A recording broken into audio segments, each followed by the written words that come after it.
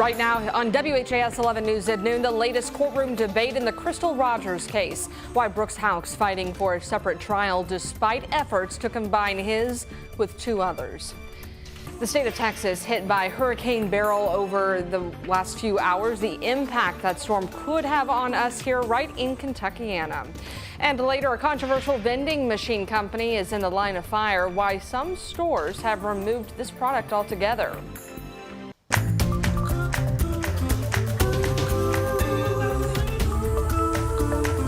Thanks for joining us here at noon. I'm Brooke Hash. The main suspect in the Crystal Rogers murder case wants his trial separate from the other two men charged in her death.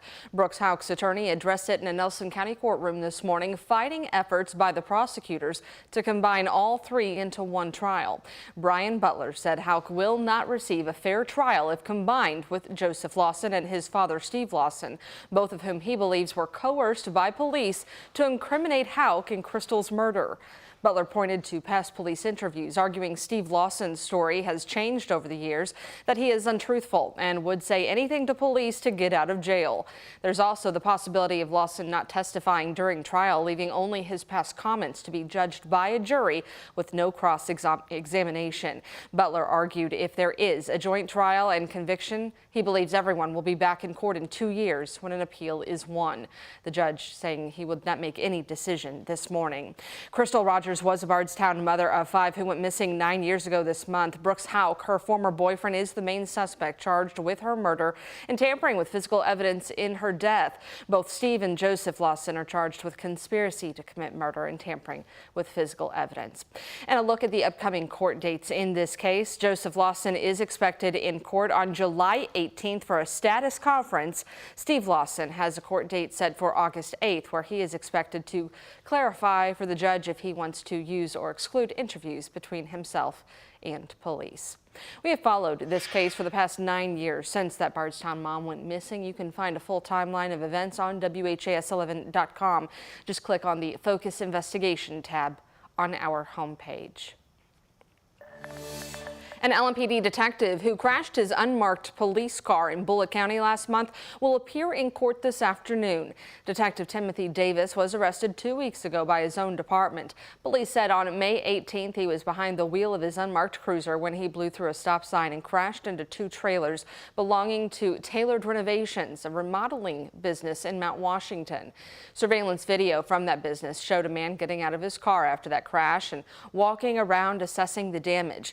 Davis has been charged with criminal mischief and tampering with evidence. His arrest warrant also noted alcohol as a contributing factor, but Davis is not charged with DWI. He is expected in court today at 1:30. A woman is dead after an early morning shooting in South Louisville. It happened just before 2 on Glimmer Way in the neighborhood behind Walmart Supercenter off New Cut Road. Police said they have no suspects in that case. They're also investigating after 3 people were shot in the Klondike neighborhood. This happened after 11:30 last night. Police responded to the 6500 block of 6 Mile Lane close to Butyl Park. 2 teens were taken to U of L Hospital where one died and the other remains in critical condition. Later, we were told the 3rd victim was found in St. Matthews. He was also taken to U of L Hospital and is expected to survive. No suspects in this case either.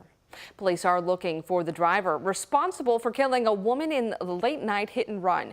LMPD said it happened on Saturday just before midnight at 16th and Jefferson Streets in the Russell neighborhood. This is near the Western Cemetery. Officers found a 26-year-old woman who'd been hit by a car. She later died at the hospital.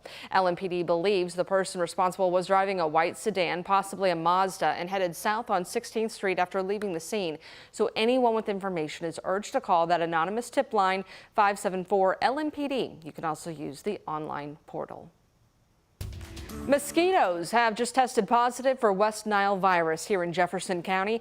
Louisville's Department of Public Health and Wellness identified the infected mosquitoes and surveillance traps in neighborhoods of Park Duval, California, and Old Louisville. It's now preparing for fogging operations in those communities this week to help prevent infection and reduce the mosquito population. So far this year, no confirmed human cases of West Nile have been reported in Louisville.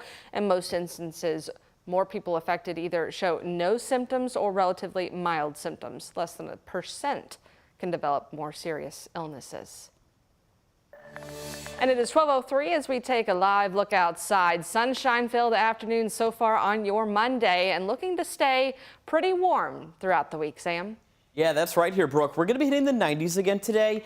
Things will get a little more interesting with our weather forecast because, believe it or not, the remnants of Hurricane Beryl are going to make their way into our area actually tomorrow and then again on Wednesday. So if you're basically going to be staying in the blues or just kind of gloomy through midweek with the amount of clouds rolling through, get out and enjoy today while you can before it does get a little wet tomorrow and on Wednesday. 85 currently at the International Airport in Louisville. Notice with you add a little bit of humidity to the air, makes it feel like we're almost at 90 as we speak. E-Town sitting at 88 for the feels like temperature. And a closer look at our current readings outside getting out the door. So again, we're going to be dealing with a pretty light wind all day today. Temperature staying fairly mild so far, low to middle 80s, 86 a little bit to the north in Scottsburg so far. So again, we'll be quiet today, but things will be changing a little bit more as we get you into late tonight, tomorrow, and during the day on Wednesday. Hurricane Beryl, you see, marching across eastern Texas. Notice we're basically staying dry across much of the southeast, but our friends in eastern Texas dealing with extreme heavy rainfall at times, a lot of wind. Houston's been dealing with a little bit of a break with the rain, but they're still dealing with strong wind from Beryl.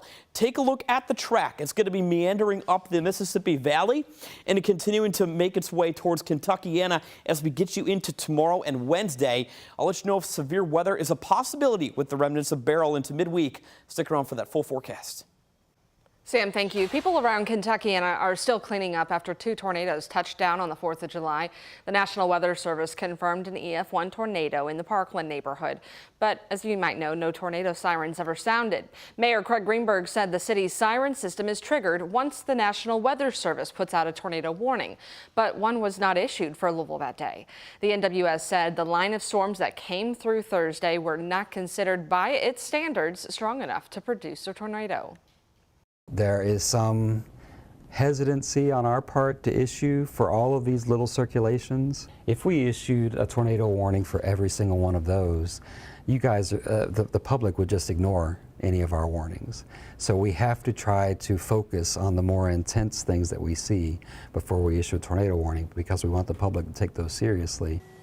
The NWS says the tornado was on the ground for about a minute and tracked half a mile. If you have debris from the storm you need to get rid of, Metro government is offering free debris drop-off starting today. You can bring tree debris to Solid Waste Management Services off Meriwether Avenue from 2 until 6 p.m. That site will remain open through Saturday. The owners of a downtown Louisville skyscraper are being sued for allegedly defaulting on a nearly $30 million loan. According to a new lawsuit, the owners of Meidinger Tower on 4th Street have failed to make payments on their loan since November. Well, now the lender, Wilmington Trust, claims those owners of that tower owe more than $30 million in taxes and fees. Wilmington Trust has moved to foreclose on that property.